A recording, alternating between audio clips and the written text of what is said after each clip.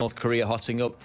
Now, the interesting thing about China is that it hides its propaganda behind these milquetoast headlines. The Global Times is basically the Communist Party mouthpiece. They release a lot of their agenda in these editorials that appear in the Global Times. One came out yesterday, and the headline is, "China must be ready for worsened North Korea ties." Sounds quite a, dry, stale, boring article, but if you actually read into it, the nuggets are always in there. It states, quote, "If the North Korean nuclear issue boils over, a war on the peninsula is unavoidable. The war will bring more risks than the tough sanctions on Pyongyang could to China. If China does not tackle the conundrum now, it will face more difficult choices in the future." So they're starting to turn against North Korea, their ally, by the sounds of it, after this aggressive stance by Trump. The article continues, "Beijing hopes to maximize the interests of all stakeholders, but if it fails, in the end, it still has the capability to strike back at any side that crosses the red line." So Beijing is announcing its own red line in terms of North Korea. They came out a few days ago and said if there is an attempt to overthrow the North Korean leadership, they will go to war.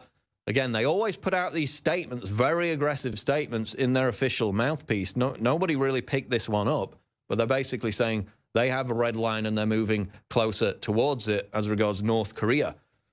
Daily Mail reports Pacific's top Navy officer says America must assume Kim Jong-un will nuke America. Again, there's speculation. How many years will it take before they get that ICBM missile to reach the West Coast? Well, the Navy's top officer in the Pacific has warned that the North Korean crisis is real and the U.S. must assume Kim Jong-un intends to launch nuclear attacks on America and its allies. He is Admiral Harry B. Harris, Jr. Quote, "There is some doubt within the intelligence community whether Kim Jong-un has that capability today or whether he will soon, but I have to assume he has it. The capability is real and that he's moving towards it," Harris said, according to Fox News. The North Korean crisis is the worst he's ever seen. So maybe those people in South Korea who are quite blasé about it should be more alarmed, given that he's quite a prominent voice saying that it's the worst situation he's seen, given that it's been rolling on for the best part of 2 decades. Mentioned this earlier, Zero Hedge reports Trump warns there's a chance of a major conflict with North Korea. That was during an interview with Reuters, where he was actually quite kind to Kim Jong-un. Bizarrely, he said, quote, "He's 27 years old. His father dies, took over a regime. So say what you want, but that's not easy, especially at that age. I'm not giving him credit or not giving him credit. I'm just saying that it's a very hard thing to do." So he was actually somewhat kind to Kim Jong-un, but he also said there was a chance of a major conflict soon. Meanwhile, Vladimir Putin has come out and said that the situation in North Korea has, quote, "seriously deteriorated." So again, the rhetoric there is heating up. That's what Putin said during a meeting Thursday, after a Kremlin meeting on Thursday. Quote, "We call on all states involved in the region's affairs to refrain from military rhetoric and seek peaceful, constructive dialogue." But he says it's seriously deteriorated.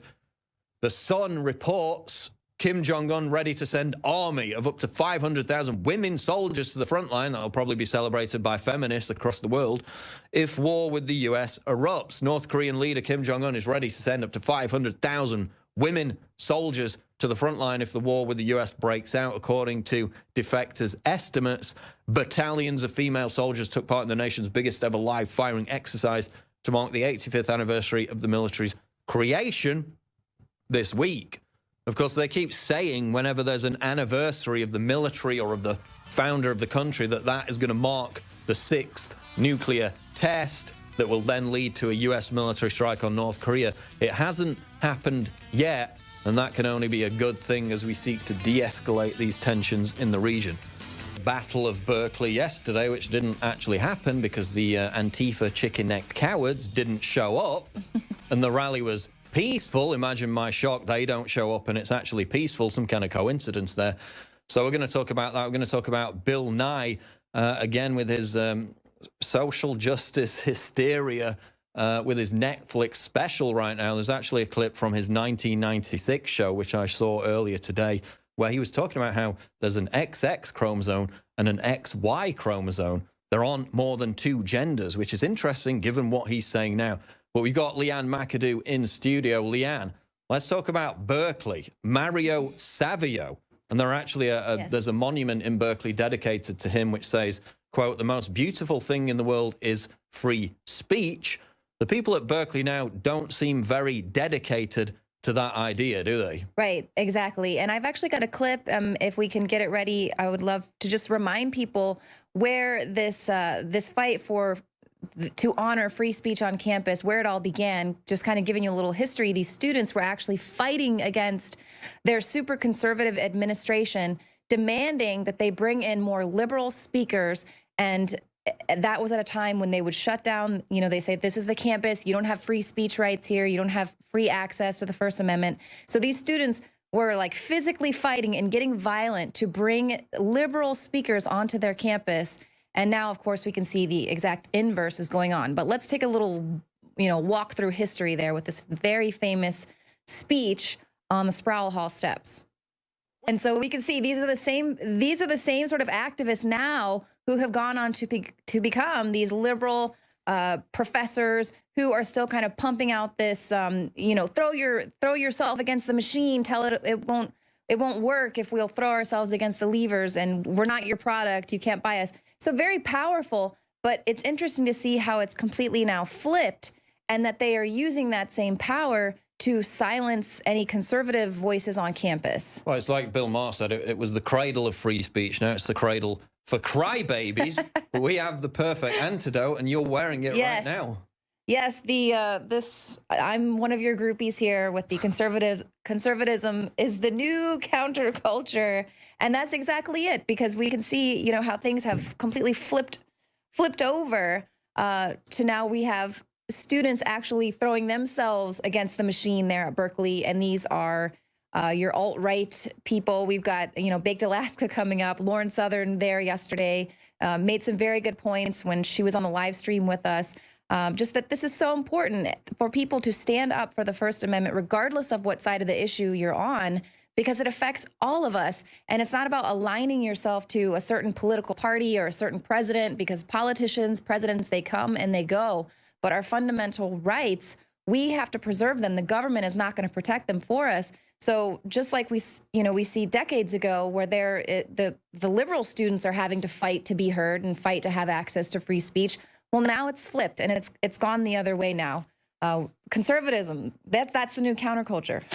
Well, when they basically control everything, entertainment, media, Hollywood, music industry, what else could be the counterculture? You can't be the dominant culture and the counterculture. It just doesn't work. Yet they're so afraid of losing that control that T-shirt, that image, that slogan triggers them like nothing before. So get it now, InfoWarsStore.com. Seamless transition. And it is very soft. I really do like the good quality. Very nice soft fibers in this T-shirt. And it's limited edition. It's only going to be around for so much longer because it's a limited run. It is high quality. Conservatism is the new counterculture T-shirt, available at InfoWarsStore.com for a limited time. Berkeley, they're teaming up with Bill Ayers now, Leanne, which is interesting, given that he's a convicted domestic terrorist. Some kind of connection there. Well, that should explain everything to you. So there was a guest actually on Tucker Carlson basically making the case that they have the right to resist right-wing provocateurs from coming to campus. They have the right to do this, and they can make these militant threats in order to shut this down. Meanwhile, they're working with violent domestic terrorist Bill Ayers. He's now officially linked to Antifa through his group Refuse Fascism. And of course, he's famous for the Weather Underground domestic terror organization that he helped found. They bombed the Pentagon, and it's just like, that's fine. Those type of liberal provocateurs, that's completely fine. And isn't it interesting, too, how just a year or so ago, the buzzword was anti-government. And it was all about, demonizing these anti-government folks. But now it's super cool and trendy to be anti-government. You must resist. Well, it's amazing, isn't it? You look at Black Lives Matter, and it's the same situation. It's okay to be violent and radical if you're on the left, and the media will legitimize it. They will authenticate it, and they won't call out, they won't disavow their fringe extremists. Like, we've never denied that the right or conservatives, whatever, have fringe extremists. We disavow them. They don't. They encourage them. Now they're working with the convicted domestic terrorist, Bill Ayers. They're pepper spraying people. They're punching them in the face. They're stabbing people. It continues to happen, but we're going to talk about it later. They basically failed to show up yesterday, Leanne, right? We were all here expecting these massive riots, and virtually nothing happened. Right. Well, it appears as if the cops were there in riot gear. They were prepared. They obviously were not given the stand down order. Could it be because there was a lot of speculation regarding the mayor's ties to By Any Means Necessary? You know, he liked this group publicly on his Facebook. What's the deal there? So then it appears as if the police were told, you know what, do what you got to do, try to keep the peace. But it's interesting that we see these little militant arms of these activist groups being allowed to make these militant threats, to threaten GOP marchers, for instance, in Portland, where they were having to cancel that Rose Parade that had gone 67 years they had been in that parade, had to cancel it because of anti-fascist threats that were made. So then they were like, felt really empowered. Like, anyone who says violence doesn't work, or violence, militant threats don't work, well, see how powerful we were and effective we were. We were able to shut down Milo and Coulter, now the Portland Rose Parade. They're going to come target every single event that they possibly can. And the left is going, and the establishment, our representatives are going to coddle them and encourage them, because they have plans to move this country more progressive to the left as far as they possibly can. So they want to tear down the fabric of what this society, of what America was founded on, so that they can rebuild it in a really regressive way. Exactly. And of course, YAF, this conservative group who basically cucked out and said we can't provide security for Ann Coulter, they need to take some of the blame, because that was easy enough to pull out. They could have crowdfunded it, so they're rightly being criticized. That's why Ann Coulter had to pull out of her speech. Gavin McInnes actually gave her speech in his words, or he read out her speech. We might get to that clip later on. Other news, though, Leanne, you wanted to talk about Bill Nye, right?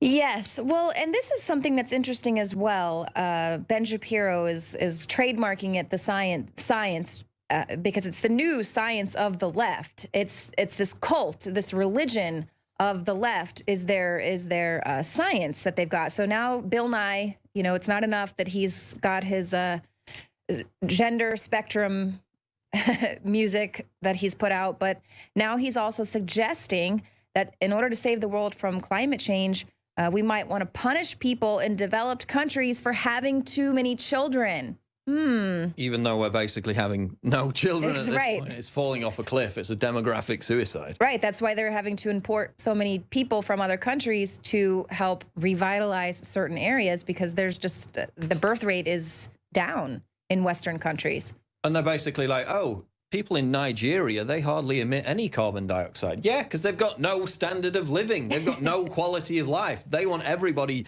dragged down to that level, rather than allowing Africa to develop, you know, getting these clean technologies in there. They just want to drag us all down to that level. But of course, the same situation isn't going to be applied to them. They're still going to be in their ivory tower, right?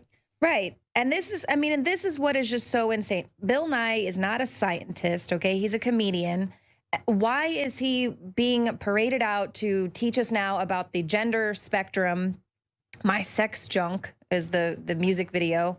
And then now basically putting this out there, which young people are going to, I know I got really propagated with this when I was in school about how, well, you know, we probably shouldn't have kids, maybe just one, because the planet is reached capacity and we have to save the planet, so don't have children. I mean, what is this globalist agenda here, and why Bill Nye of all people? Who is this guy? It's amazing. Of course, now he says there's a gender spectrum. Back in '96, he came out with a video saying there were only two genders, which is scientific, but now he's no longer scientific, yet he still calls himself the science guy. We'll be back. Alex Jones Show live, InfoWars.